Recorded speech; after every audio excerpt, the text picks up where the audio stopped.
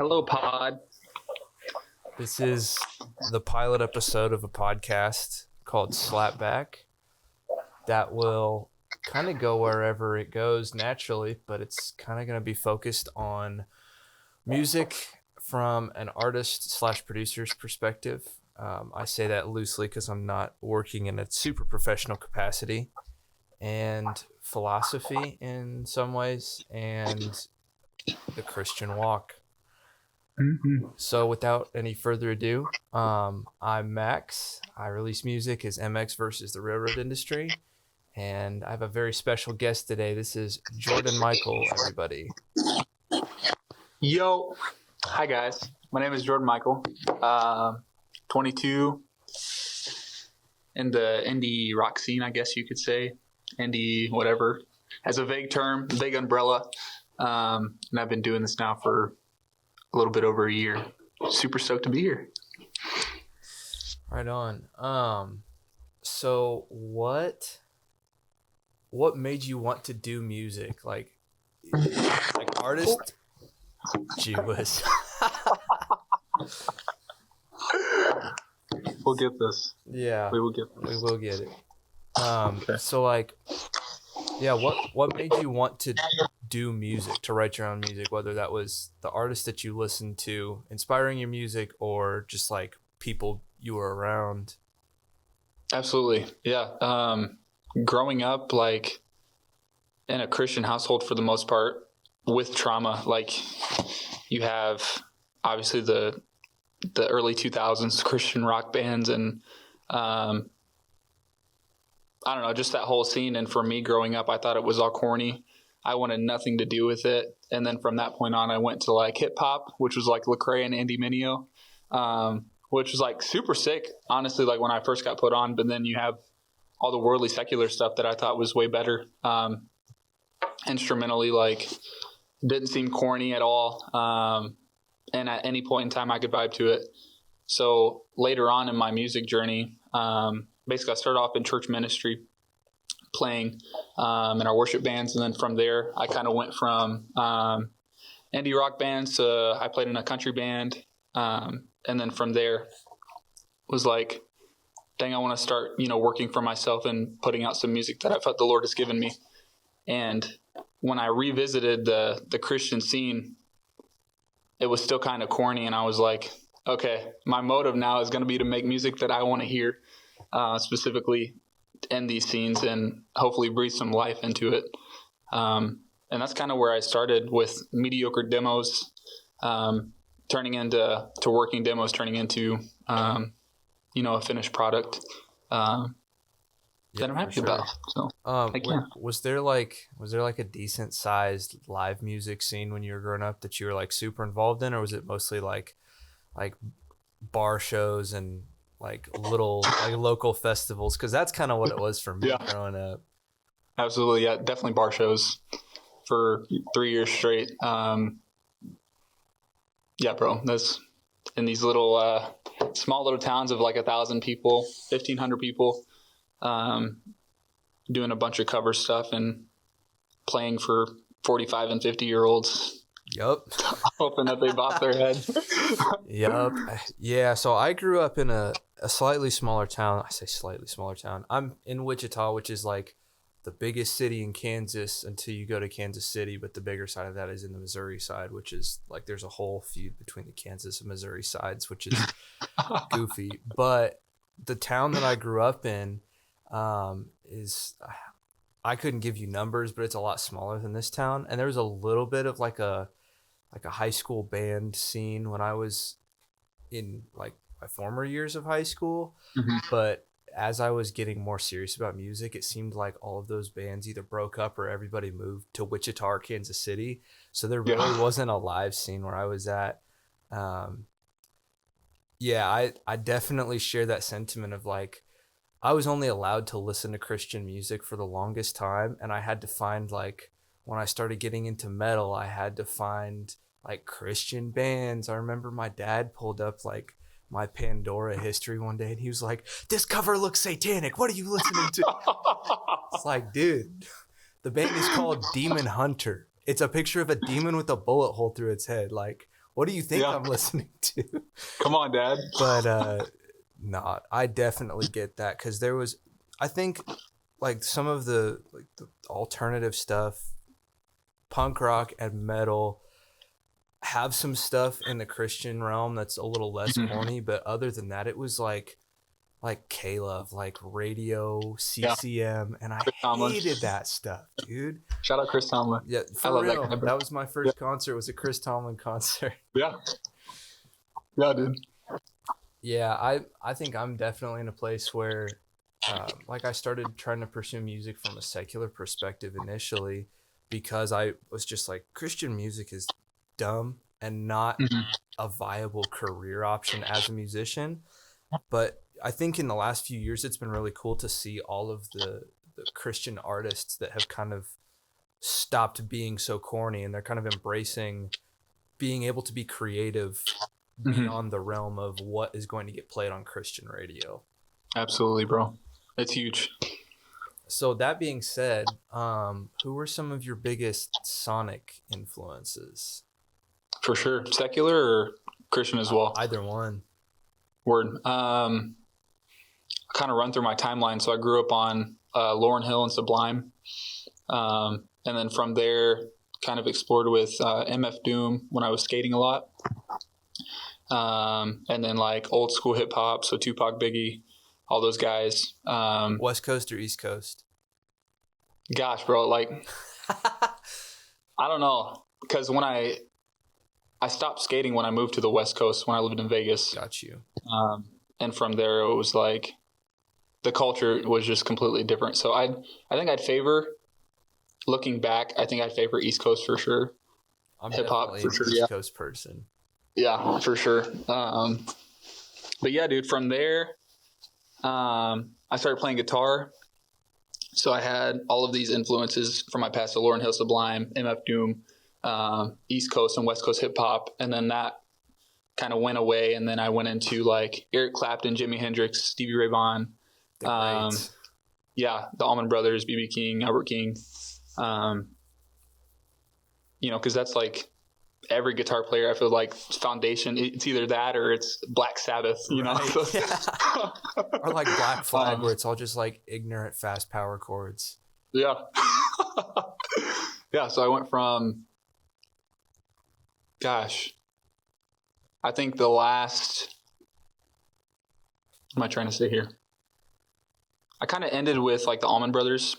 And then from there, John Mayer started putting out more pop stuff.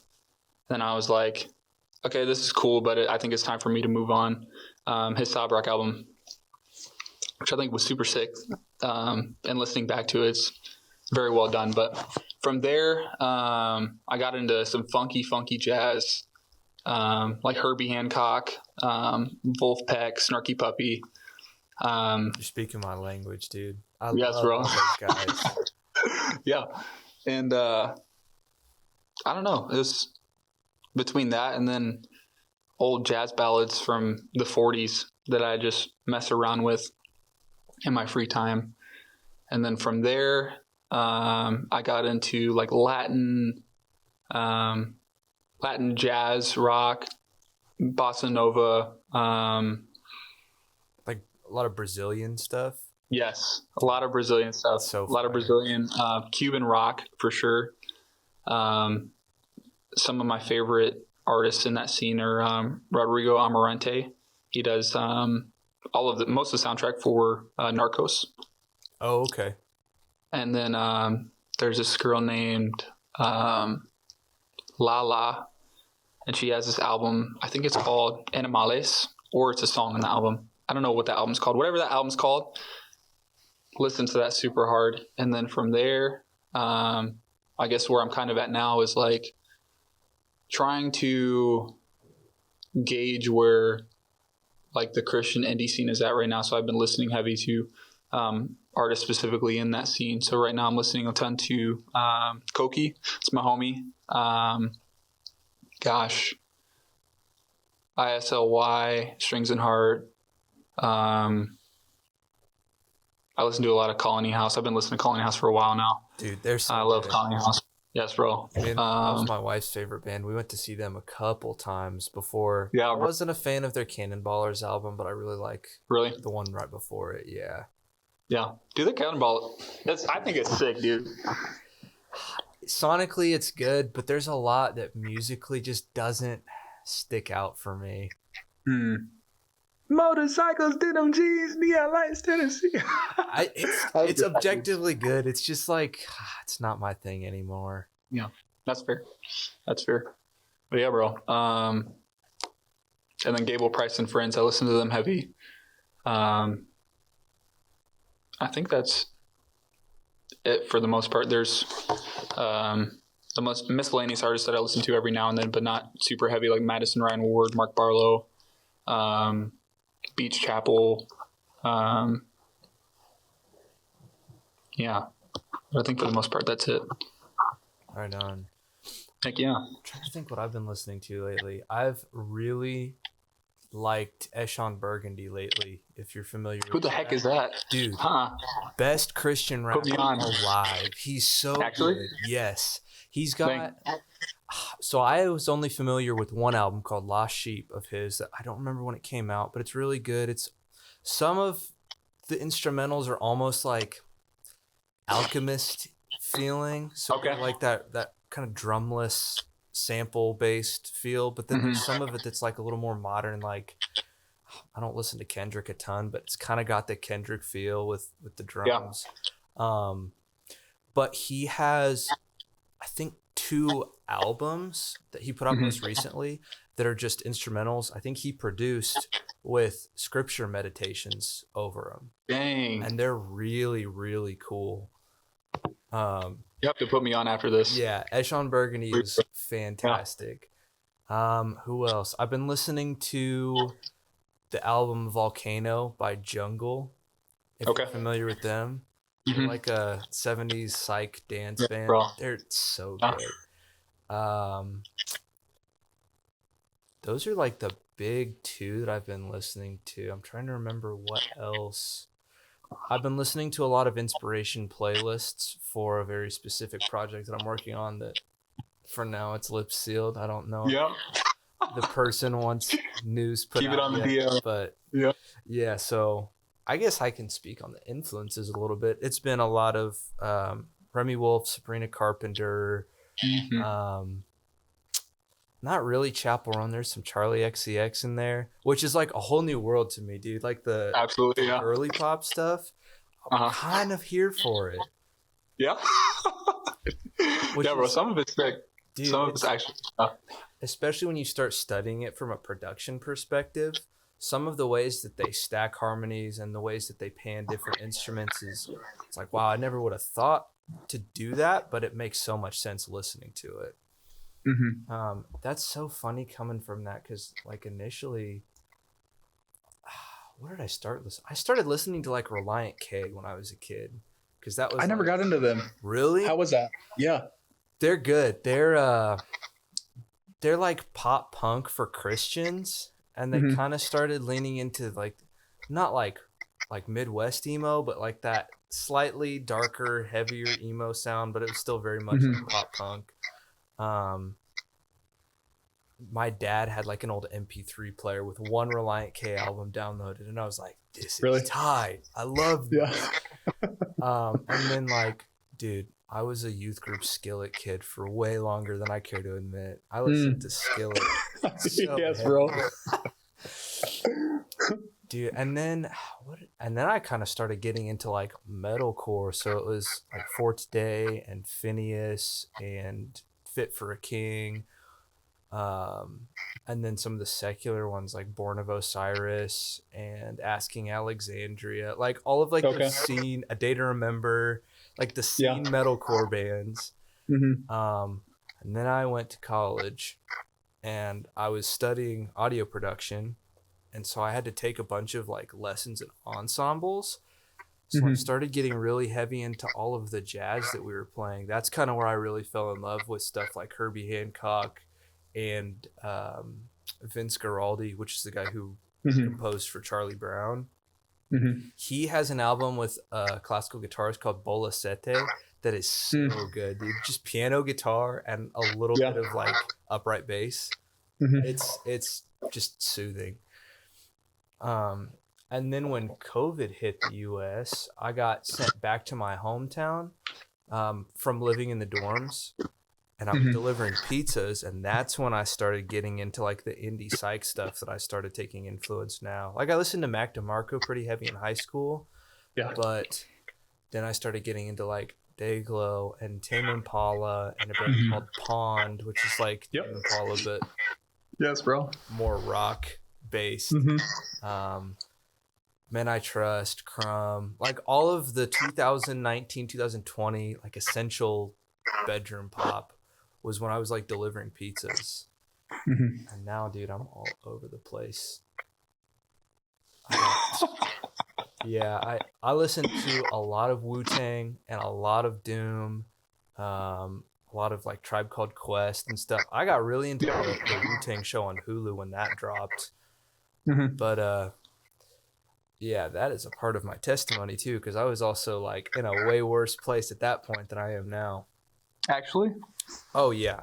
Like without getting into full detail, well, I guess I skated for a long time. I still skate, but I got really hurt one year.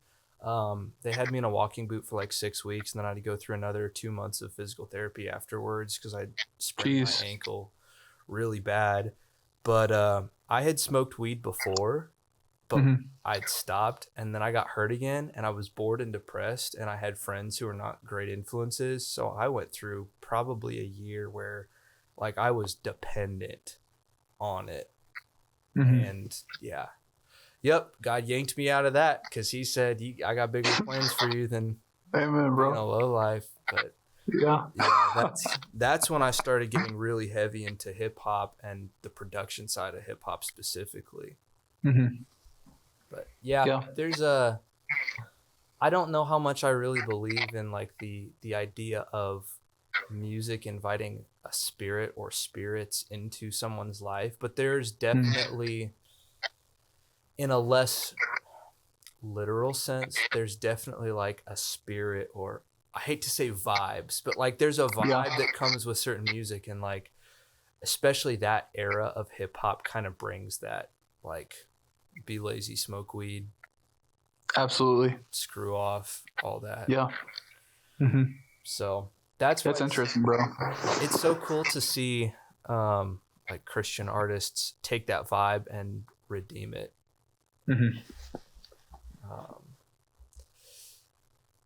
So I guess I've got like these little questions written down, and I think we hit like all three of them, the first three at least already.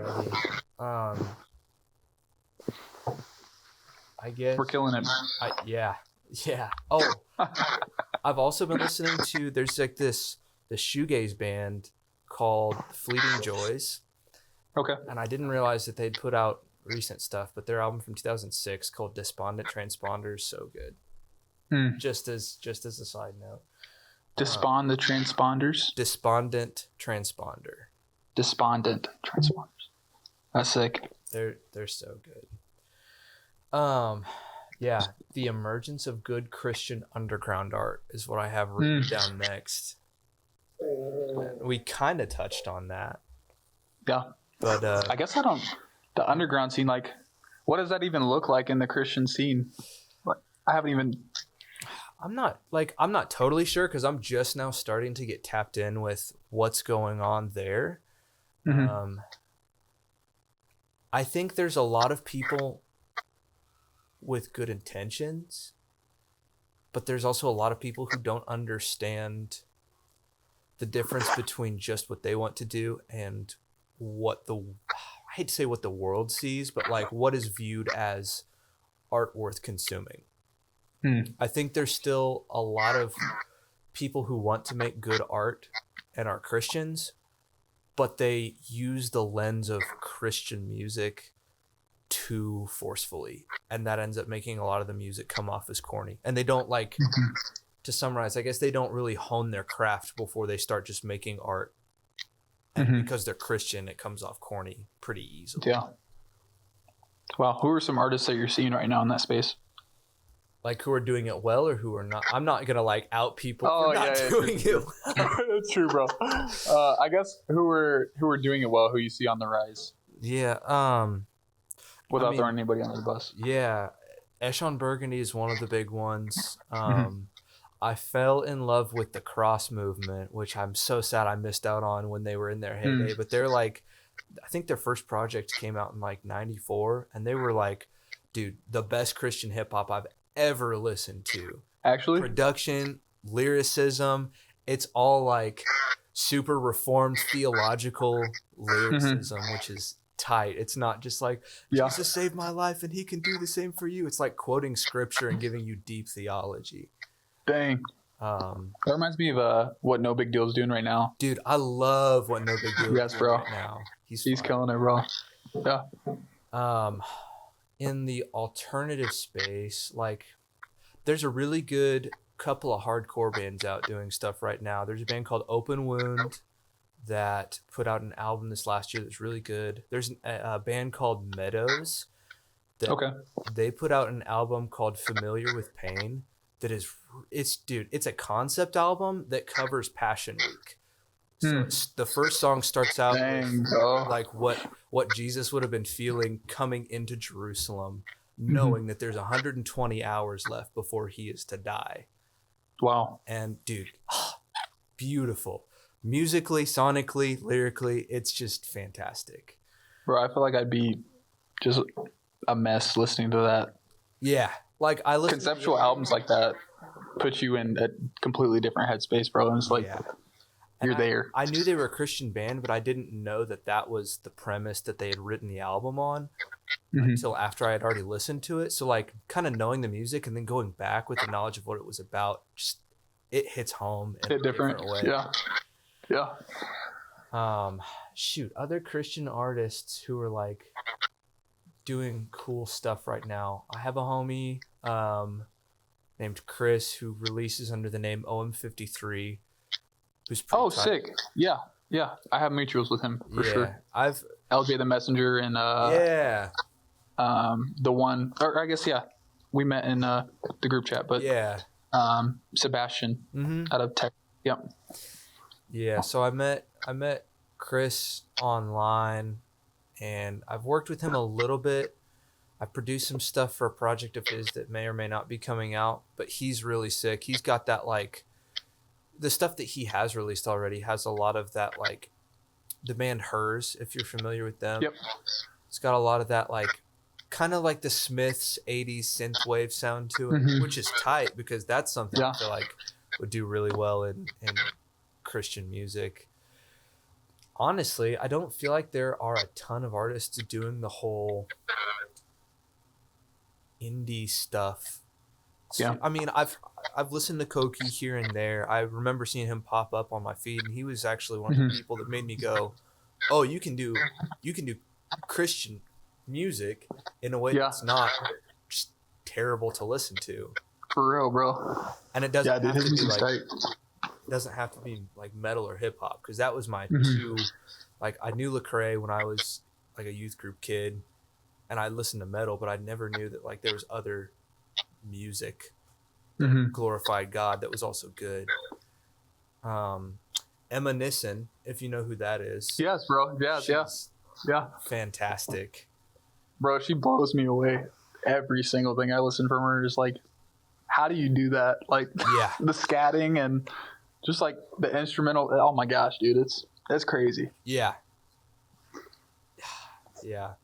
And she's so dynamic too. Like, yeah, her album that she put out this last year was gorgeous. Like 10 out of 10. So good. I haven't listened to the whole thing. I got to do that. It's the one thing that I'm not a huge fan of that I wish she did more of is that it's a lot of gospel, like musically it sounds like a gospel album more than it sounds like the jazz stuff that she posts on socials. Okay. Yeah. But it's really well written and recorded and produced and all of that. Off the top of my head, I can't necessarily think of too many other artists that are doing stuff like explicitly Christian.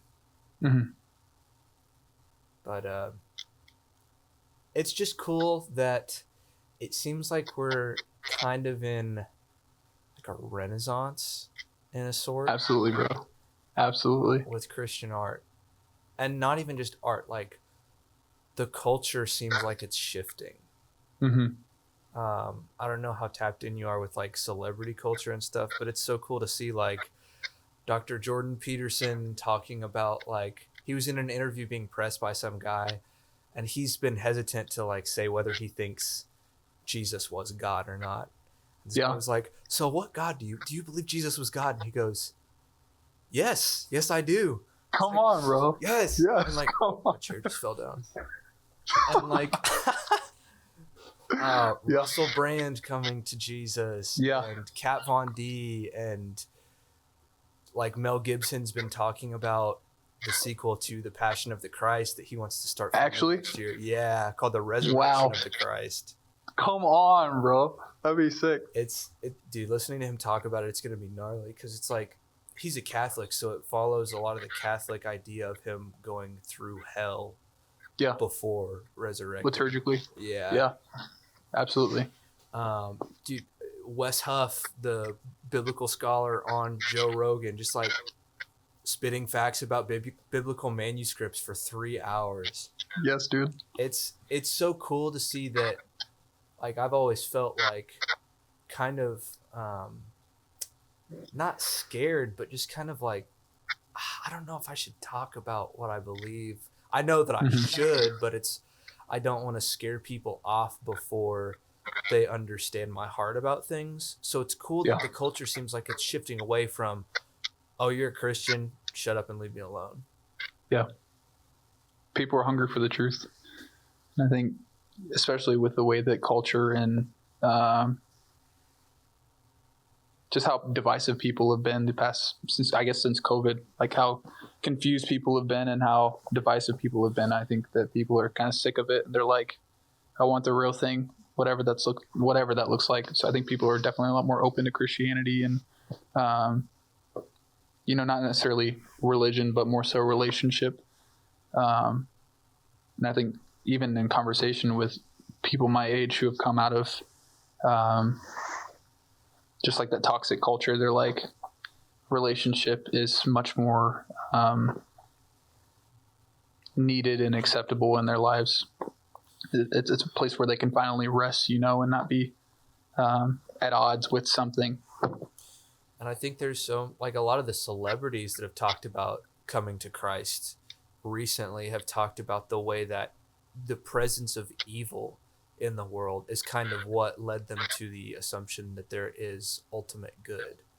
Yeah. Which led them to seek God, which is like, how cool is that? Dude, because dude, like, especially in the government and in Hollywood, like, things get dark. There's a lot of shady stuff going down. Yeah. I wonder how much of it will actually like start to come out, because all things done in darkness will come to light eventually. Yeah. It's like, I'm like, are you a big conspiracy guy? Oh yeah. Yeah. Yeah. There's some of it that it's a little too much for me. I don't know that it's super realistic, but a lot of it, I mean, I'm sure you've heard the statement, like, the difference between a conspiracy theory and the truth is 6 months, right? Yep. So, like, there's been enough of those situations that have proven to be true that I'm definitely into a lot of conspiracy theory. The endless hole, bro. Dude, I don't want to know what goes on behind half of the closed doors in the upper echelon of society, but I hope that, vengeance is mine, saith the Lord, right? I hope that he takes his vengeance for all the evil done to people. I remember hearing a story about a church in Texas that was trying to build like a support center for human trafficking victims. Mm-hmm. And they were being opposed by the city government. And it was like, we're doing this on church property. We're doing it to help people who have come out of this terrible, pervasive evil that plagues society. Yeah. Why are you opposing it? And the city's reasoning was that it was going to uphold traffic. There was going to be so many people coming into this that it was going to uphold traffic, which is like, that's crazy for so many reasons. Yeah. Break it down, bro. Break it down. Yeah, it's The thought process behind that is crazy, dude. yeah. Like, They got it approved. They got it built, but it was still like, why are you? They had to hold like a city hall meeting to have people vote on whether they thought this support center for trafficking victims ought to be built on private land through private funding. So evil will oppress good all the time without fail. Yeah. With no logic behind it either. It's just mindless. Yeah. So a little bit of a segue. You have been involved in worship ministry. You said since you were a kid, right? Yes, 15 or 14, somewhere in there. So we're going on almost 10 years now. So what has It's pretty cool. Yeah, that's dope. What has that journey looked like from beginning to where you are now? Yeah. I think my heart posture and everything has changed. Starting off, I was a lead guitarist. We'll start off rhythm. My church needed a rhythm guitar player, specifically my youth group. I'd never played any instruments in my life before that. I was like, heck yeah, like I'll send it, and learned it in 2 weeks, all the chords that I needed to know, and just capoed everything. And then from there, I noticed that it was coming really freaking easily to me, and nothing had ever been like that for me before. So I picked up, all I could with rhythm, and then from there, started dabbling in lead. And my heart posture coming into this was not even necessarily to use it for God. It was more so like, this is a talent. I don't know who gave it to me because I hadn't made that connection with God yet, but I was still playing in the church, which is crazy. Like, I don't know how that happened. That's another thing we need to talk about. Like, just because you're a talented musician or just because you have these giftings doesn't mean necessarily that you should have a platform to use those gifts if you're not, in the right headspace or have the right heart posture. Yeah. Because, like I was dabbling, partying and talk about atmosphere and cultivating atmospheres. If you are living this certain lifestyle, that'll come out in these atmospheres. And you can influence very easily as an individual serving in that capacity. But basically, was doing the rhythm lead situation between youth group and my church. And then when I went to college, master's commission, I was serving in a church, and they taught me how to serve, like with a servant's heart, not out of obligation, not out of, I don't know, with being at my home church. I was under my family, and I felt like I had this obligation to play. Like they didn't force me to play. It was just something that I kind of liked doing, and they needed somebody. But with this church, they didn't need me. They wanted me. And they also wanted to steward my heart along with my gifts, which really stuck out to me. That was like, holy crap, an eye-opening moment for sure. And then I was in college for 9 months. And in that 9 months, I continued playing lead guitar, but then developed a heart for leading worship. The worship leader there asked me to lead a set randomly, and it was like a few days away. And up to that point, I'd sang maybe like 2 or 3 times in youth group, but nothing outside of that. Like I'd sing in the shower and, sing when I skate or whatever. But my sister always ridiculed me for being a terrible singer, so I just never thought anything of it. And playing lead for so long, you start to develop, this ear for melodies, and you develop a relative pitch. So I was like, shoot, I can play lead really well. Why not? Like, I can probably pick this up really quick. And I just sent it, and it went really well, surprisingly. And it was one of those sink or swim moments, and I definitely was floating and having a jolly old time. And from that point on, developed a heart for leading worship and the desire to lead people into God's presence. Because I saw obviously the effects of cultivating an atmosphere like that, like seeing bondages broken, seeing strongholds broken, seeing freedom in people's lives, all through just music. Like, how powerful is that? It's like, it was very eye-opening for me. So then at the end of college, I thought I was going to be a lead guitarist on the road somewhere, playing for a band. And I had just proposed to my wife, and we just got married. And my pastor sat me and my wife down, and said that the previous worship leader was heading out and that they needed somebody to take over for her. And in the back of my mind, this is something that I wanted, but it was something that I wanted like years down the road. Like, it'd be super dope to come back to my home church and lead worship and be involved in the worship ministries here. But that wasn't like, I'm in my early 20s. Like, I want to go live my life. I don't want to be in, rural Wisconsin and, in the boonies. But my wife and I were shocked at this opportunity, and prayed about it. And then within the next, I think it's probably only a day. I'm grateful that we made this decision, but looking back, we should have definitely given it a little bit more time. But we said yeah, and I've been doing this now for 3 years as the worship pastor of my church, or almost 3 years. It'll be 3 years in August. But yeah, dude, that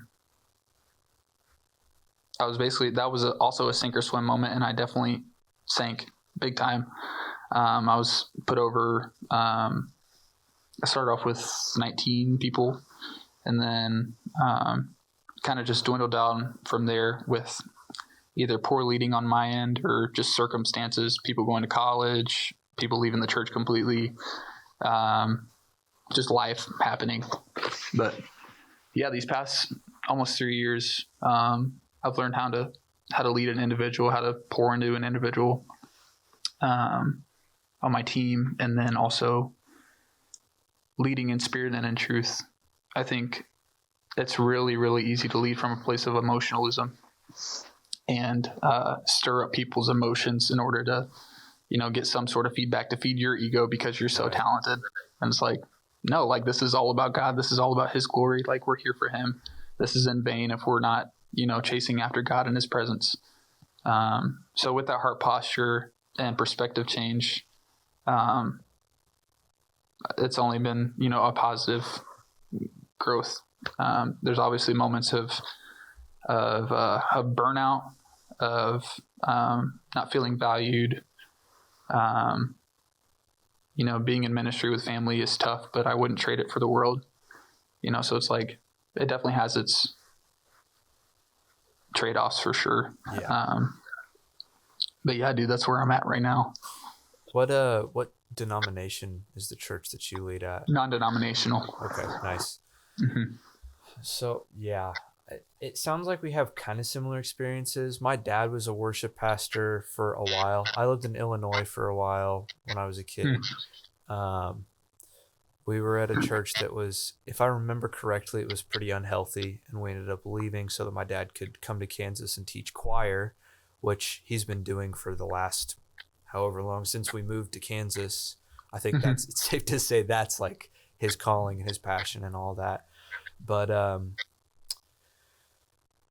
yeah, I grew up Church of Christ, not non-instrumental, because my grandparents went to one of those for a while, and that's so odd. The whole philosophy around like using instruments in worship is evil. And actually, there's this whole, I'm pretty sure it was like, I couldn't give you a specific time period, but like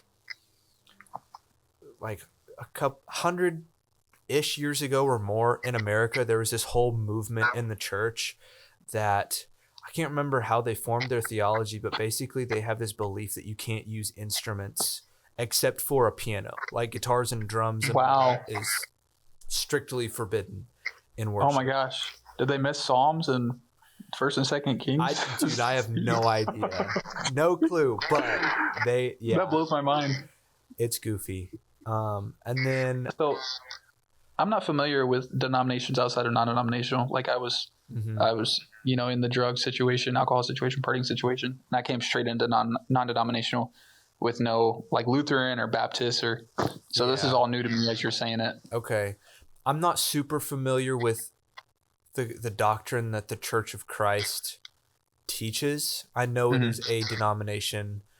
I really want to dig more into church history to understand the differences in denominations. My mom is a worship pastor right now, and she has a master's in divinity, and so she knows all of that stuff.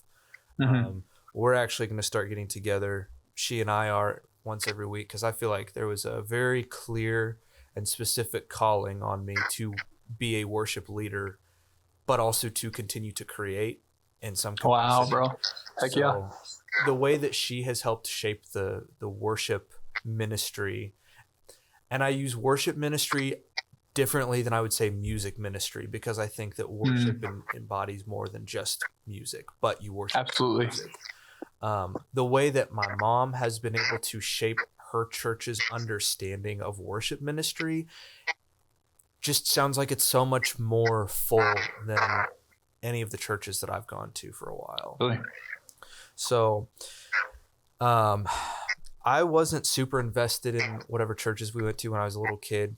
My parents got me a guitar when I was 9. I started taking lessons from the worship pastor's kid, and that was a Southern Baptist church. But I didn't really start taking faith seriously until like 8th grade or so. And even then I didn't fully understand what it meant in my heart. I understood like a lot of intellectual, here's what the Bible says, here's what we learn at church type of thing. And I was like, oh, this is important. And then going into high school, I had some friends from the church who were not very kind. And really, it kind of created in me this sentiment of, well, if this is what the body of Christ is supposed to be like, I want no part of it. For real. So I kind of wandered. I was like, I believe there's a God, but I don't know that I believe that he's personal and active and loving. Dated a girl that was a bad situation. That's when I got into smoking weed for the first time. I had some really poor choices and really poor experiences. But I had a friend whose dad was the head pastor of a church who convinced me to start going back with him. And that's kind of when God started working on my heart rather than just my mind. And through that, I came to what I would consider to be my own authentic faith and relationship with Christ rather than just my parents' faith. Started like helping in the worship ministry and the youth group, and my boss at the church that I work at now is actually the guy who was my youth pastor in high school, and the worship pastor at my church was the worship pastor at that church. So that's sick. It's cool. Yeah. But the church that I went to in high school was the closest thing that city had to a mega church. It's not a mega church by any stretch of the imagination, but it's on the larger scale. They have a couple different campuses around the state of Kansas. The one in Hutch, the city that I grew up in, is huge for that city. And they have the ability to do a lot of things really well technically. So I think a lot of the time there's too much focus put on that. And there's not a lot of focus put into the people and the shepherding aspect of worship ministry.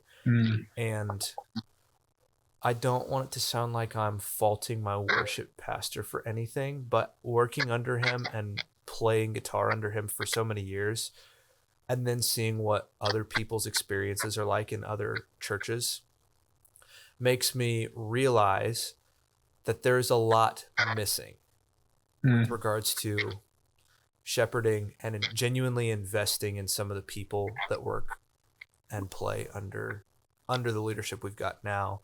And I think that's left this weird, complicated thought process around music ministry for me, because the churches I grew up in were small, and it was not done super well from a technical standpoint. So the church that I went to in high school, it was like, wow, you can like do this well and it can be enjoyable to be a part of. Yeah. But it felt like it was more a performance than actually being invested and having a proper heart posture. Yeah. Part of that just comes along with having a purely volunteer ministry and being big enough that it's hard to like direct any sort of shepherding towards these specific people. I think that that's something that if you have a large church and a large worship ministry, you probably should be intentional about how you pour into your volunteers. Yeah. But then it feels like at this church that we're at now, which is significantly smaller than the one I was at, there are a lot of carryovers that we're trying to make work, but they don't work because we're a smaller church with fewer resources. And we're still, it feels like the worst of both worlds, where we don't have the ability to do the technical things super well, but we also don't have the shepherding and the personal investment at a level which I wish it was at. Wow. So having visited some other churches, like I went to not even a mega church, just a decent sized church in Nashville this summer. They had excellence in their worship. And I think that's been a big thing. My wife is always talking about, I just wish that people, she works in a hospital and there's a lot of people who are kind of lazy with what they do. She's like, I'm sorry that I care about being excellent and I just want to do everything I do the best I can. And it's one of the things that I love the most about her, but I feel the same way about worship ministry, where it's like, not only are you here doing a thing, why are you not doing it well? We are here trying to point people towards the creator of existence. Amen. And we're doing it in a way that feels mediocre and dead and boring. And so I think there's some sort of middle ground where you have to realize we're not going to be able to accomplish like the smoke and mirrors and all of the crazy technical stuff that mega churches have. But we also don't have to just scrape by with what we can do. Like we should be trying to improve what we do instead of just being okay with mediocrity. Yeah. Maximizing the resources that you have. It's huge. Yeah. And developing the people who are involved in the ministry, not just.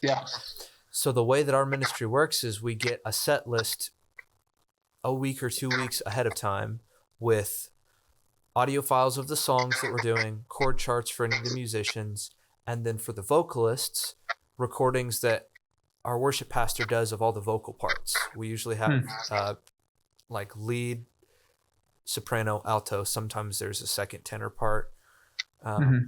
So the volunteers are expected just to listen to those, and then we do a one run through rehearsal on Sunday morning.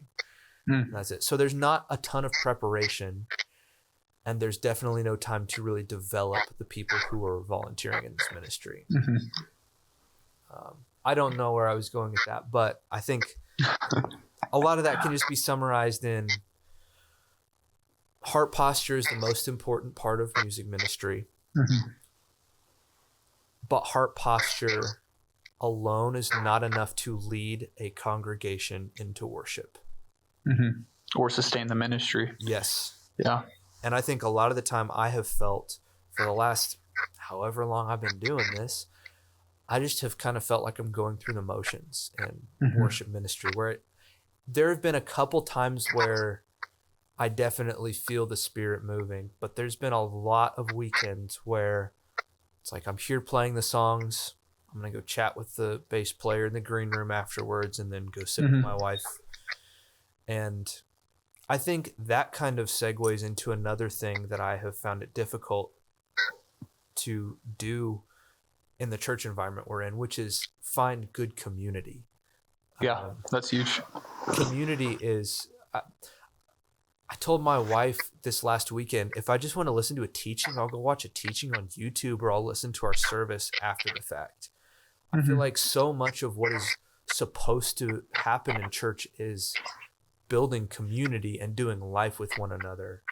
And our church just doesn't have people that it is easy for us to relate to, being somewhat newly married, still young, having no kids. Yeah. So, yep. And that's what's been so refreshing about like finding the online community of underground Christian artists, because a lot of them are in similar boats to us. Yeah. It's just a bummer that it's not a face-to-face community thing. Seriously. One day, bro. Yeah, One day. definitely. Once I get the heck out of Kansas. That's a whole nother rant that I don't want to go on. Do you want to move I think so. after school? Probably. Yeah. After my wife is done with graduate school. A lot of it depends on what doors the Lord opens with music and with her career. She's going to school to be a PA, which can kind of be done anywhere. Everywhere in the country needs medical professionals. But being in the Midwest, if I'm trying to do any sort of musical collaboration that is not me traveling or virtual, is nearly impossible. Seriously. There's no industry here, and there's people trying to force there to be a successful offshoot of like an independent music industry. They're trying to create a new path here, and they're putting a lot of money into it, but it doesn't seem like they're doing it in a way. It seems like it's kind of tone deaf. They don't really understand how people consume music and the reason that the music industry works how it does. So they're trying to force it to work their way, and it's I don't want to say too much because I have some friends working in those environments. Spaces. Yeah. Absolutely, dude. Yeah, I feel the same way. Like a lot of my homies are all around the country, mostly on like the coast. Like I have buddies in, Nashville and then LA and then like the North Carolina space. And it's like we're really, really good homies, but like at the end of the day, like I can't just drive 15 hours either way, 20 hours either way to go collaborate. Right. I think more so, I don't think there's a scene lacking where I'm at. It's more so like the stuff I'm creating, I don't think would do well in the scenes that already exist. So it's a matter of figuring out like what do people genuinely like? Like I understand like as an artist, like I want to make the stuff that I like, but at the same time, if I'm trying to reach people in some way, I have to find that healthy balance of, okay, like what's palatable in these scenes, but how can I also, make what I like and not compromise on my beliefs. Right.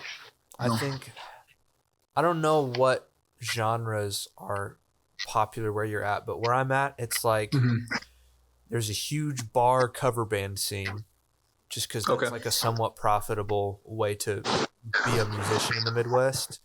Yeah. There's a country scene. There's a huge emo and hardcore like underground DIY scene. Yeah. And there's some really mediocre hip hop. But I mean, I feel like there's mediocre hip hop everywhere. Just everywhere, bro. Everybody wants to be a rapper. But yeah, there's really not a lot of people making what I would consider indie rock, especially not my vein of indie rock, which is kind of that slacker rock mixed with like the indie psych stuff. Like that's totally unique to me as far as like what's happening in my area. So I think that even if I don't, the dilemma I find myself in with moving is that it's so expensive to move to places where my genre of music is successful. Yeah. So I think I'm okay with living here or somewhere close to here if I can travel enough to make it worth it. Yeah, dude. Now that you say that, that does seem like the most realistic option in my circumstance as well. Because like, there's no plan B for me. Like, if I don't do music, then I literally don't know what else I do. Like, I can graphic design a little bit. Yep. But other than that, nada. Yeah. Dude, I've prayed. Which I don't know if it's a bad thing. Yeah. I've been like, okay, God, please open a door here, because if you don't, I'm going to have to go work some dead-end assembly line job until I'm old enough to retire, because I don't have any marketable skills besides music. For real, bro. Yeah, I don't know if that'll be our downfall or our blessing. I'm praying blessing because I don't feel like I'm here for no reason, and you're definitely not here for no reason. Yeah. So it's like something's gotta Gotta break. Yeah. We're in that liminal space where like there's the promise, but we're not yet there. Right. It's a matter of being patient. And I think that it's also hard sometimes to look at my gifts and talents and know they're from God, but struggle still not to use them for self-glory. Yeah. Or on the other end of it, where your gifts are from God, but you are constantly like bashing yourself because you think you sound terrible, or because you think that it won't resonate, and then you're at the stagnant place to where you're not doing anything for the kingdom or for, one of the biggest lies that I found myself following is that creative industry is not worth my time, just based on like, I think some of it is cultural expectations where I'm at, where it's like, oh, you're trying to do music? Like, what are you doing with your life? It's like, I have some history with people that causes that to be more severe than it should be, probably. But I think struggling with viewing the gifts and desires that God has given me as legitimate is a huge thing. Like as worth pursuing is a huge thing. Yeah. So absolutely, bro. Yeah. There's another like note on this page that is maybe too long of a conversation to get into. I have been thinking a lot about the philosophy of why we enjoy certain things. Like when you dumb it down to its most basic level, what about certain styles of music is it that resonate, or certain stories or aesthetics? Like what is it that resonates specifically with somebody that is independent of it being objectively good? Gosh, I don't know. A lot of it for me is like, it was new. I'd never experienced anything like that before.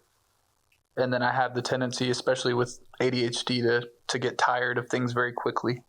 So it's like with the drugs that I was doing, like I was always looking for that new high. And I think my philosophy right now, or I guess what I'm living in, is like, I don't know necessarily if I'm like inherently interested in something. I think it's more so like this is new for me, and I dig this for a season, but at the end of the day, like it probably won't stick. I don't know. There's rare situations like with, Arctic Monkeys, like stuff that we were talking about earlier, Arctic Monkeys, and, like generational talents like that, that form you as a musician, as an individual. But for the most part, like it's a come and go situation for me. I think I found myself realizing that a lot of the stuff that I enjoy because, I mean, obviously with music, a lot of it deals with emotional resonance, how something resonates with me emotionally. And then I've started thinking way too meta about that and gone like, well, why does it resonate with me emotionally? Yeah. But I think that's one of those, like the depths of the psyche that we will not understand until the other side of eternity. But I think a lot of it for me comes down to nostalgia and reminding me of like what childhood was like and what simpler times felt like versus the chaos that I'm still a young adult. I don't know what it's like to do all of the true adult things, but there's a lot that's significantly more complex now as an adult than it was as a kid. So I think that's why I find myself going back to specifically like movies and books and video games, because something about the emotions that those characters and those stories evoke not only is good in and of itself, it also reminds me of what life was like when I experienced those for the first time. Yeah, bro. I'm not gonna lie, Leon Bridges does that for me. Yeah. Everything that he's put out puts me in that headspace. It's like, or that band that you sent me the other day, that sounds like the Beatles. Loving, yes. Yes, bro. Oh my gosh. Yes. Yeah. Between that and I've been listening to those two heavy. So like Leon Bridges, like his whole discography for the most part, like I really, really resonate with. It definitely puts me in that like nostalgia headspace for sure. I can't remember. I think it's called Anemoia. There's this concept of like, I love when art does this, when it creates a sense of nostalgia for something that you're experiencing for the first time, where it's like, Yes. present nostalgia. Dude, it's so, that's what that Loving album does for me. Yes, There's a little bit of like true nostalgia now because I listened to that album for the first time really heavily right after I got married. So a lot of it is like looking back on that time, but just independently, it's got that sound that is just so timeless. Yes. Yeah, bro. How do we emulate that as artists while still maintaining some sort of originality? That is the question. Yeah, bro. Yeah. That is the question I have found myself asking so much, and that is honestly what's prevented me from creating as much as I probably could. Is it's like getting way too meta and in my head about how to evoke certain thoughts or emotions with my music. It's crippling, bro. It's crippling. Yes. Dude. Yeah. That's why it's been cool to produce for other people more rather than be solely focused on my own art. Yeah. What are some of your favorite projects that you've produced for other people? Truthfully, I haven't produced a ton. What have I produced? I've got like a short playlist on Spotify of all the stuff that I've produced that's come out. Honestly, a lot of my favorite stuff that I've produced is just sitting in a hard drive and it'll never come out. Yeah. But that's a whole nother can of worms. It'd be like that. Yeah. Getting afternoons taken up by producing for somebody only for them to forget that you ever produced for them in the first place. But Rip, bro. just water under the bridge. I'm here, bro. Yeah. There's a song called North Carolina by a really close friend of mine named Frank Sativa that, are you familiar with the artist Joe? Joe Carey? No. So he releases under, it's just Joe, DJO. Yeah. Yes. Yeah, from Stranger Things. Yeah. Yeah. So the song that I produced for him is kind of like an homage to Joe. Okay. It's that. That's sick. Yeah, it's fun. There's really only like 3 artists that I've produced for that have actually released music. It's that song by my friend Frank. I've produced several songs for another friend named CJ, and he kind of does that, like, you know the song Beanie by Shaziel that's been getting huge on TikTok and Instagram? How does that go? I could play it maybe, but it's hard. It's a guitar part that it's got the chamber of reflection drums sampled, and it's like this little guitar arpeggio that starts. It's like slow sad boy indie.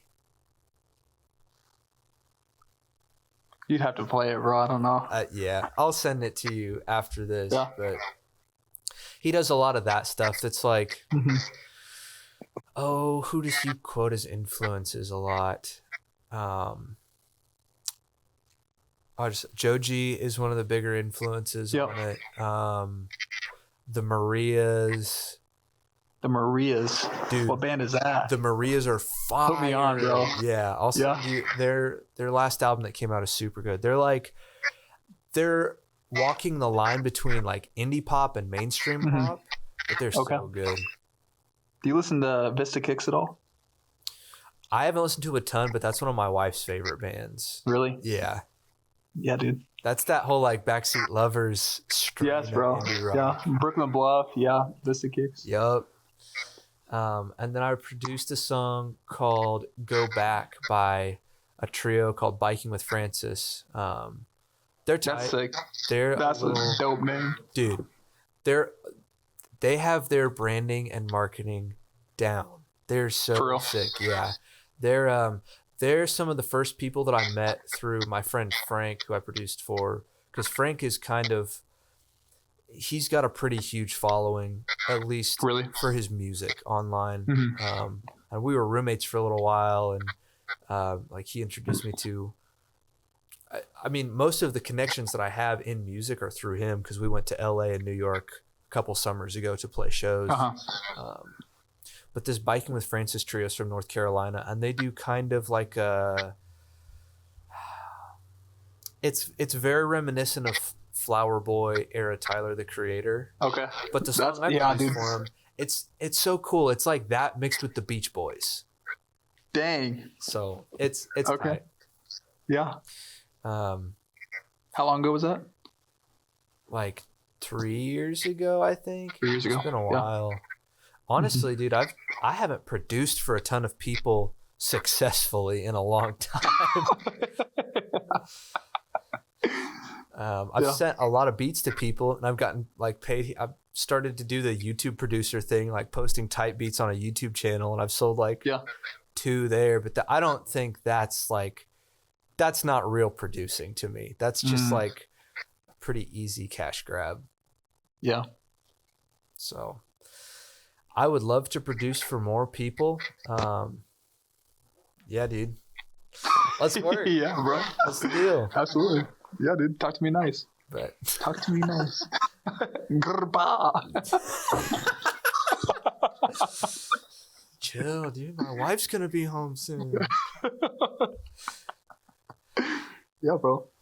I'd love to focus more so on like the artistry and the artist image, especially this year. Like I think I'm gonna drop a bunch of those like random projects, just for the fun of it. But then from that point on,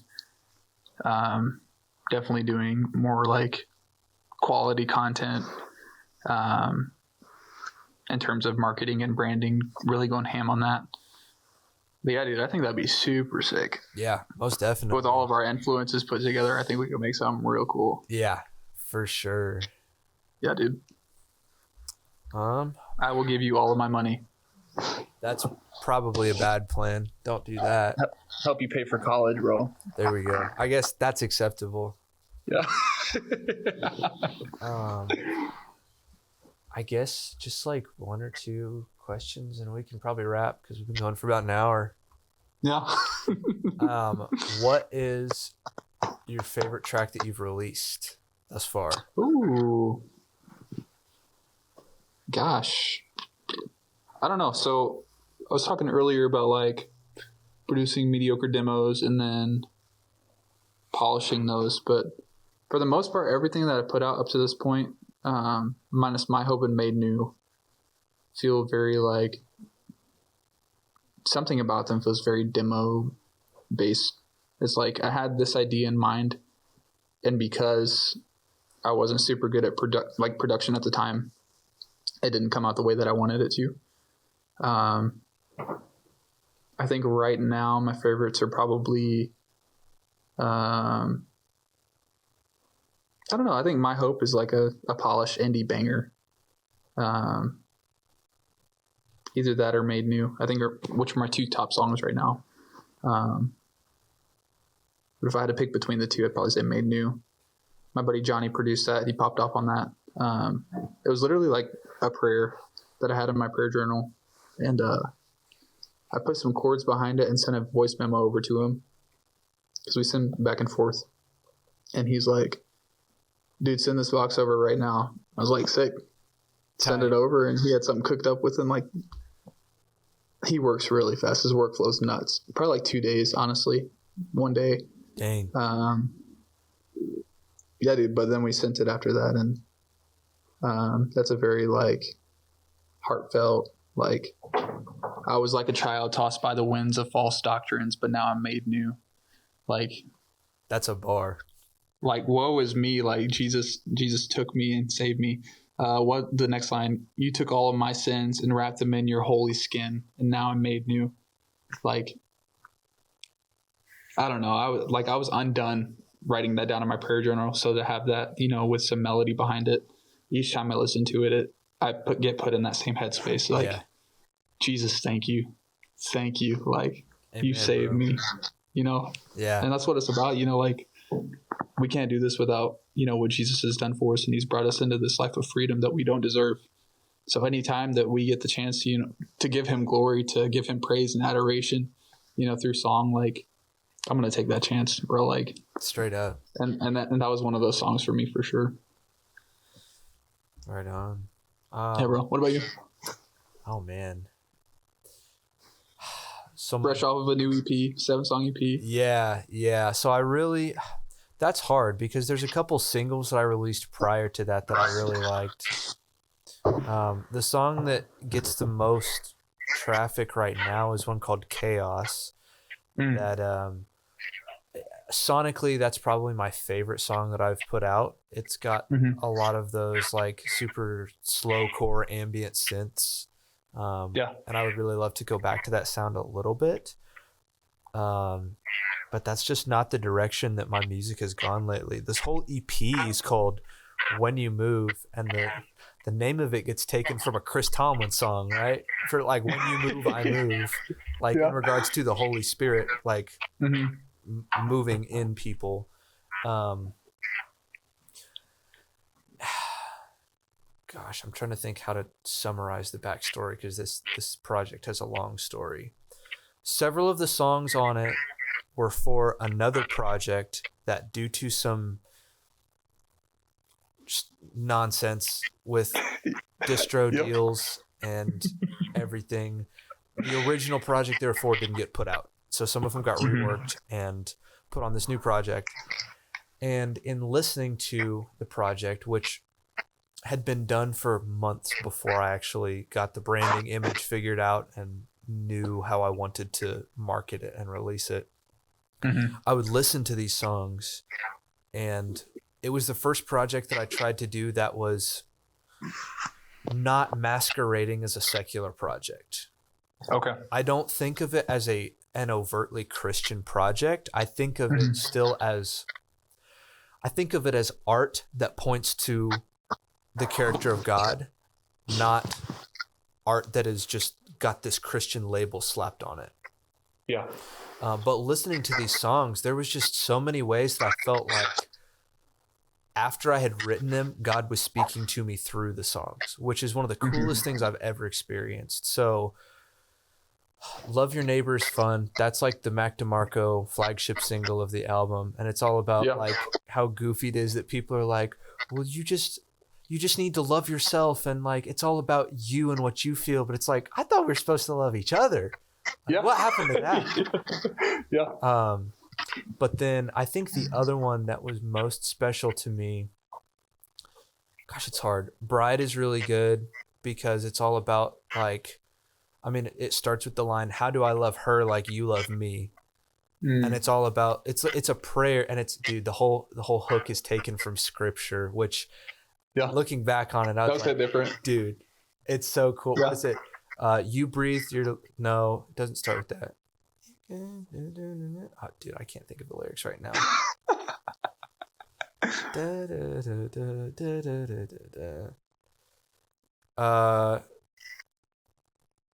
Gosh, why am I blanking right now?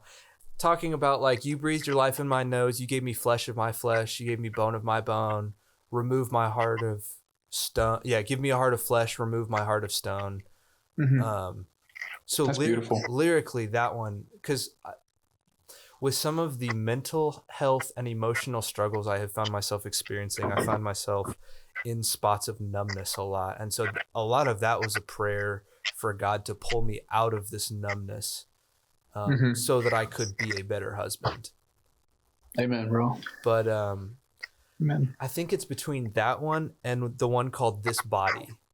This Body is kind of about frustration with where I'm at now, in feeling like I'm stagnating with like my music career, and I had a knee injury that lasted like 8 months, so I wasn't able to skate much. I was not able to walk super well for a while, but it's about peace in the sovereignty of God through those struggles, and the way that his plans will often pull you through struggles and provide you with a better ending than your beginning.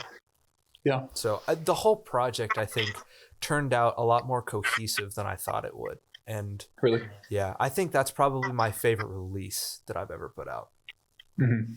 Sorry. Yeah. That was a long answer. No, you're good, bro. That's perfect. What was your like release structure for that? Did you drop all 7 songs at the same time, or did you? I dropped, how did I do it? I dropped 3 singles. Yeah, 3 singles, right? Or was it just 2? I honestly don't remember. I haven't thought about my own releases in so long. Yeah. I dropped Bride first. Okay. I had that one written like more than a year ago. Mm-hmm. And I didn't know it was going to be a part of a project at the time. It was just a single that I really liked. And then I released one called Can You Hear It? Second. That I really, dude, all the songs on that EP mean a lot to me. That one's about like getting caught up in your own thoughts and feelings and letting that prevent you from seeing the truth objectively and from seeing who God is objectively, just because you're so in your head about stuff. Yeah. So in the single releases, I hadn't really figured out my branding stuff yet. I was kind of just trying things. But the homie who drummed on the EP, his name is Gavin. He's a dude. I looked through some of his stuff. Dude, it's sick, dude. He is a great dude. He's on tour right now, actually, drumming for somebody else. Yeah. But he is huge into the marketing side of things. And he was like, I love you, dude. Your marketing is terrible. What are you doing? Which was nice to hear because I'm kind of in a vacuum over here. Like nobody else is really trying to do the recording artist thing online except for my homie Frank. And I don't want to follow the label route because I've seen some gnarly stuff come out of that. Yeah. So trying to figure it all out myself wasn't working. And so a lot of the release strategy for the whole project came down to figuring out an aesthetic and not a marketing strategy, like a brand, which is kind of where I came up with the watercolor animation thing. Because I did start doing like little short animations to tease the project. Mm-hmm. And I had ideas for a music video for the song Love Your Neighbor that I wanted to be shot like a movie. Really? And there's some shady stuff with the people that were going to help me out with that project. I won't get into that, but it just felt over and over like people would promise things and then just totally ignore what they had said and totally ignore me. Jeez, that sucks, dude. Yeah, but it ended up pushing me towards figuring out what I think is a pretty solid brand now, which is the whole children's book watercolor illustration vibe. I freaking love it. Thank you. I'm really stoked on it, and I think it's something that is a lot more sustainable than it would be to try and film like live action content all the time. Yeah. Mm-hmm. Absolutely. And you don't see a whole lot of people doing anything like that. No, and that's with marketing and branding. I've always tried to figure out what is my niche, what is going to be something I can do uniquely. And it's never been the aesthetic film photography stuff that I really like, but I can't do it on my own, and I don't have the creative vision to come up with ideas for that stuff independently. Yeah. I'm the same way, bro. It's like the only time I could ever possibly do something like that is if I go visit my buddies in North Carolina. But with my release schedule and stuff like that, like I can't do that for every single song. No. And at the end of the day, like there's so many people doing that right now. Like what's so special about, what I'm putting out? Right. And I'm trying to be, it's all good. Like it's all nice to look at and it all grabs your attention. But I think there's definitely a group of artists that all get lumped in together because their image is all super similar. Yeah. Absolutely, bro. Yeah. So I'm kind of where you were at previously. Like, what the heck do I want to do for my artist image? Because there's so many different possibilities. Like, I don't know. I really love like the psychedelic art. That's what I draw. I draw a lot of like Picasso style. I have to send you some stuff, but like Picasso style psychedelic stuff. It's like in the Christian space, like people are gonna accuse me of being, a shroom head or something. Like, but at the same time too, like I love vibrant colors. I love just like funky stuff that doesn't look natural. That's very appealing to me. So I got to figure out something with that. But That, dude, that was like what I wanted to do initially. I didn't know how I wanted to do it, but the first album that I ever put out, when that was like 2019 or 2020, took it off of streaming services because it wasn't recorded or mixed well, and I regret it because sometimes I want to go back and listen to those songs, but the hard drive that they were on is gone, and that's a whole nother tragedy. But a lot of that was like the swirly oil paint psychedelic colors thing, and I love that vibe. I'm at the point too with like Christian art where I don't really care what stick in the mud Christians are gonna say about what I'm doing, as long as I'm actually not doing things that are contrary to Scripture. Yeah, absolutely. Yeah, dude. Yeah.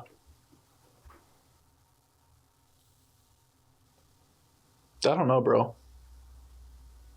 It's just like, where do I start with all of that? Yeah. Honestly, dude, if you have Pinterest, like, I'm not on Pinterest. I guess you can use Instagram now because you can save posts to different collections and whatnot. Oh, yeah. But, like, just going out of your way to find things similar to what you want to do and just saving them and like creating a gallery of inspiration and trying to create content from there. That's when I started. The only reason I have traction is because I got a couple really lucky videos on TikTok a few years ago. And that's what I was doing on TikTok, is I was finding stuff that was in the middle of the Venn diagram between what I wanted to do, what I enjoyed, and what was successful, without feeling corny or like I'm just trying to cater to the masses. And that, dude, that's honestly like a great place to start as far as figuring out what works for you and what's going to work beyond just what you like to do. Yeah, absolutely, bro. Heck yeah. Well, we've been going for an hour and a half, roughly. Dang, dude. That's crazy. Yeah. So where can people find you? I'm really only on Instagram. Sorry, my dog's jumping on me. Really only on Instagram. My Instagram handle is Jorden with an E, JORDENX, Michael, MICHAEL. Stay tuned because I'm figuring out this whole artist image thing. A lot of dope stuff coming. Genre wise, you'll hear a lot of different genres coming from me. I think the bright side of that is my dog is spazzing out right now. The bright side of that is listening to me, you'll get different tastes of genres from my upbringing, which I think is super cool. It'll all make sense in maybe not a few years, but soon. For sure. Heck yeah, bro. Right on, dude.